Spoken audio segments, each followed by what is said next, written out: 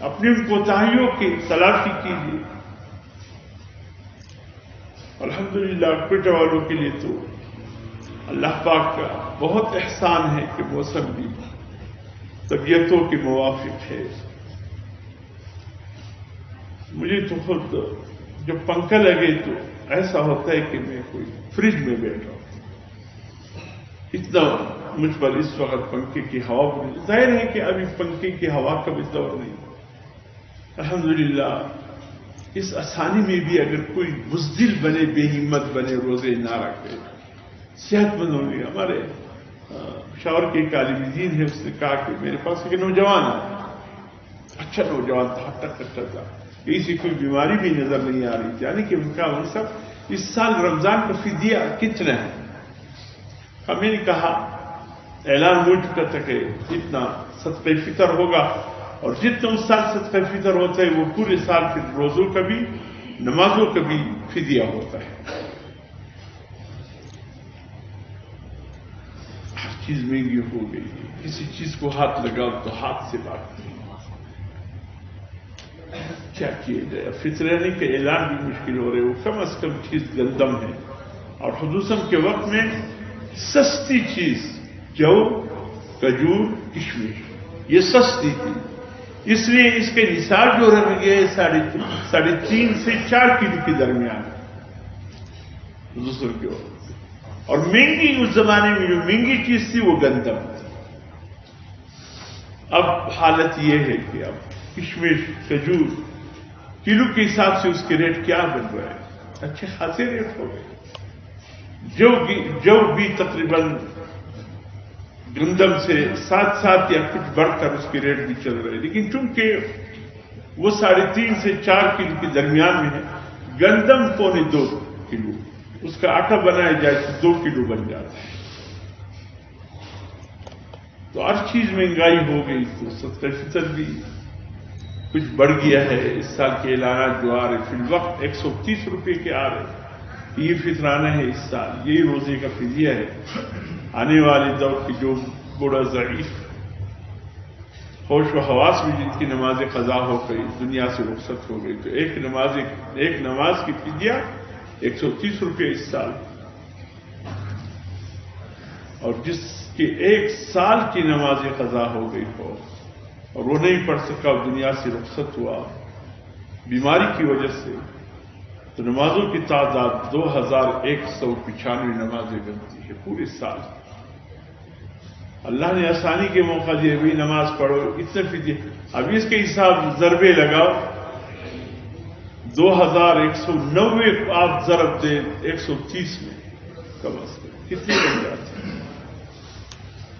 تو بہرحال میرے محترم دوستو، اللہ نے موقع دیا، نماز قضا نہ ہونے پائے، روزہ ٹوٹنے نہ پائے. تو کیا اس نوجوان نے کہا کہ مولوی صاحب اس سال فدیے کتنے ہیں؟ میں نے کہا کہ فدیے میں نے بتا دیا کہ اس سال اتنا ہے. کہا میں نے سمجھا کہ بوڑھے ضعیف والدین ہوں گے، کوئی دادا دادی ہوگی گھر میں، کوئی اور بوڑھا بوڑھی ہوگی جو روزے نہیں رکھ سکتی، یا کوئی بیمار ہے شدید، اس کے روزہ رکھنے کی کوئی چانس نہیں ہے، تو اس لیے یہ فدیے کا پوچھ رہا ہے. تو میں نے بتا دیا کہ چلو ٹھیک ہے فدیہ دے دیں گے. میں نے کہا کس کے لیے فدیے کا پوچھا؟ کہتے آپ نے لیا. میں نے کہا سبحان اللہ، آپ نے لیا؟ آپ تو نوجوان ہیں، صحت مند ہیں، آپ کو کیا بیماری لاحق ہے جو آپ روزہ نہیں رکھ سکتے ہیں؟ کہا نہیں، بس طاقت نہیں ہے، ہمت نہیں ہے، مولوی صاحب نہیں رکھ سکتے، نہیں رکھ سکتے، بس فدیہ دے دیا کروں گا، کوئی مسئلہ نہیں.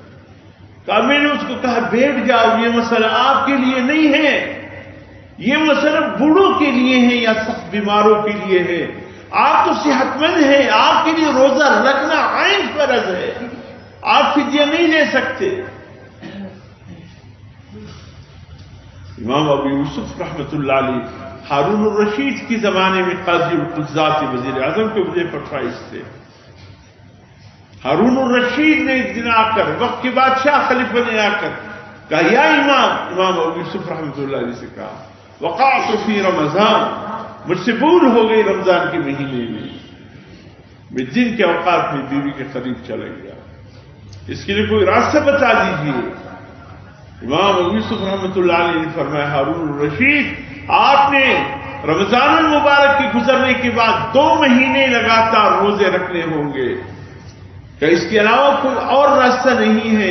امام ابو یوسف رحمۃ اللہ نے فرمایا کوئی راستہ میں نہیں دیکھتا سوائے اس کے کہ ایک روزے کا فدیہ 2 مہینے لگاتار روزے رکھنے ہیں متتابعین، چھوٹنے نہ پائے، اگر چھوٹ گئے پھر اثر روز شروع کرنے ہوں گے. تو چلیے رمضان کے بعد کچھ کرتے ہیں. تو ایک اور عالم بیٹے جو انہوں نے امام ابو یوسف رحمۃ اللہ سے فرمایا یا امام فقط اخطأت فی هذه المسئلہ، آپ اس مسئلے میں کچھ زیادتی نہیں کیا آپ نے. اللہ نے 2 راستے اور بھی بتائے ہیں، غلام آزاد کرنے کا راستہ ہے، فدیے کا راستہ ہے. آپ نے ڈائریکٹ 2 مہینے لگاتار روزے کے بتا دیے. فرمایا ہاں یہ تو وقت کا بادشاہ ہے، اس کے لیے فدیہ دینا کیا مشکل ہے، غلطی ہوتی چلی جائے فدیہ دیتی چلی جائے بس خیریت ہے. نہیں، یہ ان کے لیے ہے فدیہ جو روزہ رکھنے کی طاقت نہیں رکھتے. اگر کسی نوجوان سے یہ کام ہو جائے ہے فدیے کا راستہ، لیکن اس کے لیے سب سے پہلے روزے کا مسئلہ. ایک صحابی بہت بیچارے غریب تھے بہت زیادہ، حضور کے پاس آیا رسول مجھ سے بھول ہو گئی رمضان میں، کوئی راستہ بتا دیجیے. حضور نے فرمایا لگاتار 2 مہینے روزے رکھنے ہوں گے. کہ یا رسول اللہ صلی اللہ علیہ وسلم ایک روزے کا یہ حال ہو گیا تو 2 مہینے میں کیا حالت ہو جائے گی. مجھ سے تو ایک روزے میں برداشت نہیں، بات گرم مزاج ہوتے ہیں. ایک رمضان کے روزے میں مجھ سے برداشت نہیں ہوا، 2 مہینے میں میری حالت کیا ہو جائے گی. حضور نے فرمایا پھر فدیہ دے دو. چلو فدیہ دے دو. یا رسول اللہ اس پورے مدینے میں مجھ سے غریب کون ہوگا، میں فدیہ دے دوں کہاں سے دے دوں. اس وقت وہ سا کا حساب تھا، اچھے خاصی تعداد میں کھجور سا کے حساب سے کسی نے حضور کی خدمت میں بھیج دیے. حضور نے فرمایا اچھا یہ لے جاؤ فدیے میں دے دو. اللہ نے آسانی کر دی کہ یا رسول اللہ مجھ سے زیادہ مستحق کون ہے کہ میں ڈھونڈوں کسی اور مستحق کو. مجھ سے زیادہ مستحق یہ فدیہ میں لے لیتا ہوں. حضور نے فرمایا تیرے روزے کا فدیہ ہے. کہا نہیں یا رسول اللہ بس اس کو میرے پاس رہنے دے تاکہ میں رمضان خیریت سے گزاروں. حضور صلی اللہ علیہ وسلم مسکرائے فرمایا اچھا ٹھیک ہے لے جاؤ، لیکن ساتھ میں یہ بھی فرمایا کہ جب اللہ تجھے طاقت دے دے پھر فدیہ دے دے. آسانی فرماتے تھے. قربان ہو جائے حضور سے میری پوری قوم اور قبیلہ امت کے لیے تربیت کی اس انداز سے کوئی مشکلات نہیں پیدا کیے، آسانیاں پیدا کی. میرے محترم دوستو، بہت خوش قسمت ہے وہ لوگ جن کی زندگی میں ماہ رمضان المبارک آئے اور وہ ماہ رمضان المبارک کے حقوق بجا لائے، اس کے ادب بجا لائے. دیکھیے ایک رمضان المبارک کے روزے ہیں، ایک رمضان المبارک کا احترام ہے، یہ الگ الگ چیز ہے. اگر کسی سے قصداً روزہ چھوٹ گیا جس سے اللہ پاک نے روکا تھا اس سے رک نہیں پایا، اس کے لیے تو یہ ہے کہ روزے کے بدلے میں پھر روزہ رکھ دے. قضا رمضان کے بعد روزے کے بدلے میں روزہ رکھ دے.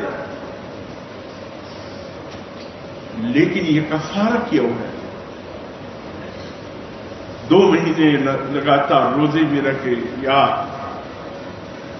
مساکین 60 مساکین کھانا کھلائے یا ایک غلام کو آزاد کرے. یہ فدیہ، یہ جو کفارہ ہے یہ جرمانے کی صورت ہے. یہ کیوں ہے؟ یہ اس لیے ہے میرے محترم دوستو، روزے کے بدلے میں قضا روزہ تو ہو گیا، لیکن یہ کفارہ اس لیے ہے کہ یہ رمضان المبارک کے احترام نہ کرنے کی وجہ سے، اس نے احترام نہیں کیا ماہ مبارک کا. اس احترام نہ کرنے کی وجہ سے اس پر اللہ کی طرف سے کفارہ لگا. اگر یہی روزہ قضا کوئی رکھ رہا تھا، رمضان کے قضا روزہ، غیر رمضان میں قضائی روزے رکھ رہا تھا، اور اگر قصدن اس نے رمضان المبارک کی قضا روزے غیر رمضان میں رکھتے ہوئے کھایا پیا، قصدن اس نے رمضان المبارک کی قضا روزے کو توڑا، اس پر اس روزے کا قضا ہے، کفارہ نہیں. مسئلہ سمجھ رہے؟ لیکن اگر ماہ رمضان المبارک میں رمضان المبارک کا روزہ اس نے قصدن کھایا پیا اور توڑ دیا، اس پر قضا بھی ہے اور کفارہ بھی ہے. قضا تو روزے کے بدلے میں اور کفارہ اس رمضان المبارک کا احترام نہ کرنے کی وجہ سے. اس لیے فرمایا اگر کوئی عذر کی وجہ سے بیمار ہے، کھا پی رہا ہے، تب بھی روزہ داروں کا خیال رکھے، احتیاط رکھے، رمضان المبارک کی بے حرمتی نہ ہونے پائے. ابھی تو سفر بھی وہ سفر نہیں رہے کہ مشقت کی سفر ہو، پھر بھی اسٹیشنوں پر ایسا ہجوم ہوتا ہے جس کی کوئی انتہا نہیں. میرے محترم دوستو، اس رمضان کو رمضان اس لیے بھی کہا جاتا ہے، یہ رمز سے متفق ہے. رمز کہتے ہیں جب گرمائش کی وجہ سے اونٹنی کے بچے کا پاؤں جل جاتا تھا تو اس کو کہتے تھے کہ رمز، اس کے پاؤں جل گئے ہیں. تو اس مہینے کو رمضان اس لیے کہا جاتا ہے میرے محترم دوستو کہ اس میں اللہ پاک اہل ایمان کی گناہوں کو جلا دیتا ہے. اس لیے اس کا نام رمضان ہے کہ اللہ اہل ایمان کی گناہوں کو جلا دیتے ہیں. اس کی بدن پر کوئی گناہ نہیں ہوتا. حضور صلی اللہ علیہ وسلم فرماتے ہیں جو ماہ رمضان المبارک کے روزے رکھ کر جس کا انتقال ہو جائے یا حج کر کے جس کا انتقال ہو جائے، دونوں سیدھا جنت میں پہنچ گئے، اس لیے کہ دونوں کی گناہ ان اعمال کی وجہ سے معاف ہو.